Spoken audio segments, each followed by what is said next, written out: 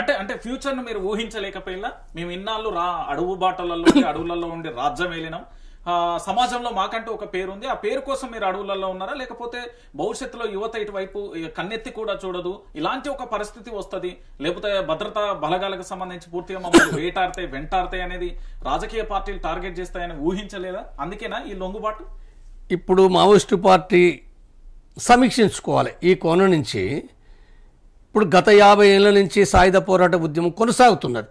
సరే, ఆ పోరాటం లోపట గత 50 ఏళ్ల చరిత్ర లోపట చాలా గొప్ప గొప్ప ఉద్యమాలు కొనసాగించిన చరిత్ర ఉంది, చాలా ఉంది. అది అంటే 40 సంవత్సరాలకు పైగా కూడా వాళ్ళ ఉద్యమాలు కొనసాగించిన చరిత్ర ఇది. ఒక చిన్న ప్రశ్న అడగచ్చా?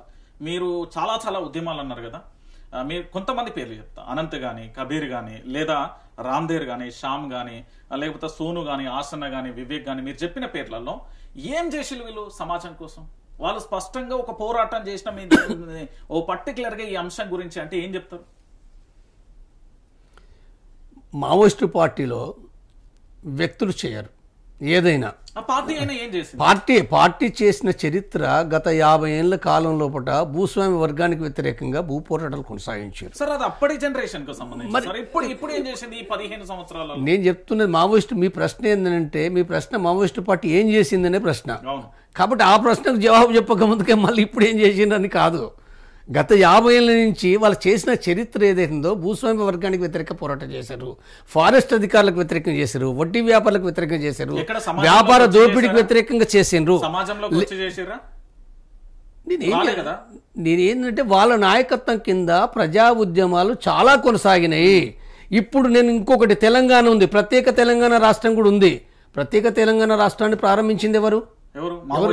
అవును, మరి మావోయిస్టులు మొట్టమొదటగా కొండపల్లి సీతారామయ్య దాని యొక్క పూర్వ నాయకుడు ఎవరైతే ఉన్నారో, ప్రత్యేక తెలంగాణ కోసం ఉద్యమం చేయాలనే విషయం ఆయన 1970లో బట్టినే రాయడం జరిగింది. దాని తర్వాత మావోయిస్టు పార్టీ చాలా స్పష్టంగా, అంటే ఎప్పుడు 2000 సమయంలో పట్టినే, 2000 కాదు 1997 లోపట వరంగల్ లోపట కాళోజీ నాయకత్వం కింద జయశంకర్ సార్ ఉండగా మొట్టమొదటగా వరంగల్ లోపట ఒక గొప్ప సదస్సు జరపడం జరిగింది. ఈ సదస్సు ప్రకారంగా తెలంగాణ జనసభ అనేది భూమయ్య నాయకత్వం కింద, చనిపోయింది, ఆయన్ను చంపేసిండ్రు, భూమయ్య నాయకత్వం కింద మొట్టమొదటిగా ఏర్పడింది. ఈ ఏర్పడి అందులో బెల్లిలత ఉన్నది, ఇంకా అనేక మంది తెలంగాణ కోసం పనిచేసిన వాళ్ళను కూడా అంటే చంద్రబాబు ప్రభుత్వం చంపేయడం జరిగింది. అంటే వేరు నయీం మూటాతోటి వేరు పద్ధతులు చంపేశారు. కాబట్టి అయినప్పటికీ అందులో కళాకారులు, మేధావులు, వివిధ ఉద్యోగస్తులు, యువకులు అంటే తెలంగాణ పోరాటం, ప్రత్యేక తెలంగాణ పోరాటం కోసం కూడా ఏంటంటే వాళ్ళు పనిచేయడం జరిగింది. అయితే ఇక్కడ 1969లో తెలంగాణ ఉద్యమం లేదు, 1960 తర్వాత లేదు, 1960 జయశంకర్ గాని కాళోజీ గాని మావోయిస్ట్ పార్టీ నుంచి వచ్చి అంటే సమాజం నుంచి. నేను చెప్పేది అంటే భారతదేశంలో మొట్టమొదటిగా ఒక కమ్యూనిస్ట్ పార్టీగా పీపుల్స్ వార్ అనేది ఒక కమ్యూనిస్ట్ పార్టీ.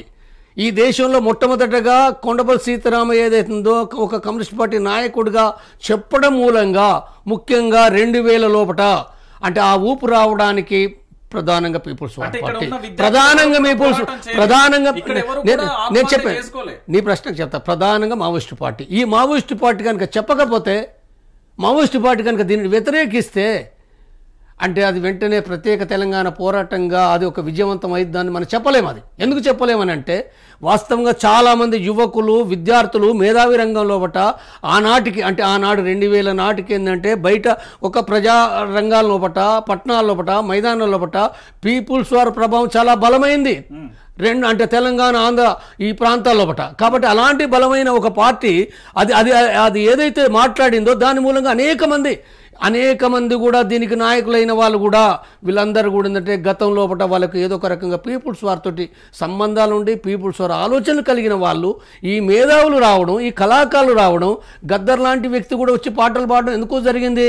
పీపుల్స్ వార్ చెప్తేనే కదా. కాబట్టి ఇది కనుక జరగకపోతే కేసీఆర్ చేస్తే, నేను చెప్తున్నా, ఒక కేసీఆర్ ఎక్కడో ఉండేటోడు.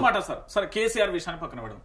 ఇప్పుడు మావోయిస్ట్ పార్టీకి సంబంధించిన నేతలందరూ సమాజంలోకి వచ్చి గన్నులు పట్టుకుని ఆంధ్ర పెత్తందారు వ్యవస్థను బెదిరిస్తే తెలంగాణ వచ్చిందా, లేకపోతే ఇక్కడ ఉండే ప్రతి ఇంటి గడప నుండి జై తెలంగాణ అని అనేక మంది విద్యార్థులు పోరాటం చేసి ఆత్మ బలిదానాలు చేసుకొని పోరాటాలు చేస్తూ వచ్చిందా, కేవలం మీరు చెప్పే మాటలతో తెలంగాణ వచ్చిందా? ఇప్పుడు తెలంగాణ రావడానికి స్పష్టంగా మావోయిస్టు పార్టీ చెప్పేదైనా, నేను చెప్పేదైనా, ఎవరు చెప్పేదైనా తెలంగాణ ప్రజల యొక్క పోరాట ఫలితమే. తెలంగాణ పోరాటం అని అంటే ప్రత్యేకించి విద్యార్థులు, యువకులు, మేధావులు, కళాకారుల యొక్క పాత్ర చాలా గణనీయమైంది. కాబట్టి దీన్ని ఎవరు కాదనరు. దీంట్లో కూడా చాలామంది మావోయిస్టు పార్టీ అభిమానులు ఉండొచ్చు, లేకపోవచ్చు, నాయకులు ఉండొచ్చు, లేకపోవచ్చు. కాబట్టి వీళ్ళ పాత్ర చాలా ప్రధానమైంది. అంటే వాళ్ళ లోపల ఆలోచనలు కలిగినప్పుడు, వాళ్ళు ఉద్రేకం పొందినప్పుడు మాత్రమే తెలంగాణ సాధ్యమవుతుంది. కాబట్టి ఏం చెప్తామనంటే నాయకులు ప్రధానం కాదు.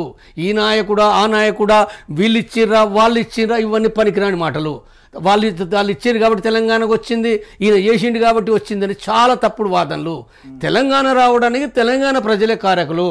తెలంగాణ రావడానికి తెలంగాణలో పట్టిన యువకులు, విద్యార్థులు, మేధావులు వీళ్ళే కారకులు. అయితే దీనిని ముందు తీసుకుపోవడం లోపల ఒక స్పష్టమైన అవగాహన కల్పించడం లోపల పీపుల్స్ వార్ పాత్ర ఉంది. కాబట్టి ఇక్కడ నేను చెప్తున్నది, అయితే పీపుల్స్ వార్ పాత్ర ఉందంటే మిగిలిన వాళ్ళ పాత్ర ఏమీ లేదని కాదు. నేను చెప్పండి, కంప్లీట్ చేయమని. మిగిలిన వాళ్ళ పాత్ర, కేసీఆర్ పాత్ర ఏమీ లేదని కాదు. కేసీఆర్ పాత్ర కూడా ఉంది.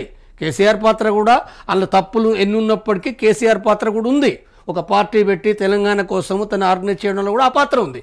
కాబట్టి ఇక్కడ సరే కేంద్ర పాత్ర ఆనాడు సోనియా గాంధీ పాత్ర లేదంటే ఉంది, ఏదో ఒక మేరకు పాత్ర ఉంది, లేదా వివిధ పార్టీల పాత్ర కూడా ఉంది. కాబట్టి వివిధ వర్గాల పాత్ర, వివిధ నాయకుల పాత్ర, వివిధ సంస్థల పాత్ర ఏదైతుందో వీటిని మొత్తంగా కూడా సమగ్రంగా విశ్లేషించాలి తప్ప ఏదో ఒకటి మాత్రమే కారణము అనేదైతుందో, ఈ నాయకుడే కారణము, ఆమె మాత్రమే కారణమని తప్పుడు విశ్లేషణ. అంటే మావోయిస్టు పార్టీకి సంబంధించి అడవులలో ఉండి లేఖలు రిలీజ్ చేసి ఇచ్చే సమాచారాన్ని ప్రజలకు ఉపన్యాసం ఇస్తే మాత్రమే తెలంగాణ వచ్చింది. అదొక పాత్ర, ఒక ముఖ్యమైన పాత్ర పోషించి, ఒక ప్రభావమైన పాత్ర పోషించింది అంటున్నాను తప్ప అది మాత్రమే తెలంగాణ తెచ్చింది అనేది మావోయిస్టు పార్టీ చెప్పలేదు, నేను చెప్పలేదు. కాబట్టి ఇక్కడ వివిధ ఉద్యమాలు, నేనేం చెప్తున్నంటే వివిధ ఉద్యమాలు కొనసాగించడం లోపల మీ మొదట ప్రశ్నకి ఏదైతుందో నేను చెప్పిన జవాబు ఏంటంటే మావోయిస్టు పార్టీ సాయుధంగా ఉండి కూడా అంటే తెలంగాణ ఉద్యమంలో కూడా ఒక పాత్ర పోషించింది. లేదా ఒకనాడు రిజర్వేషన్ల కోసం కూడా, రిజర్వేషన్లు పొందడానికి అది ఎస్సీ రిజర్వేషన్, బీసీ రిజర్వేషన్ల కోసం కూడా ఆ పార్టీ కూడా పోషించింది. అంటే దాని అర్థం ఏంటంటే మొత్తంగానే ఆ పార్టీ చేసిందని కాదు ఇది. అంటే ఆ ఉద్యమంలో కూడా ఆ పార్టీ కూడా ఒక పాత్ర ఉంది అనే విషయాన్ని ఇక్కడ నేను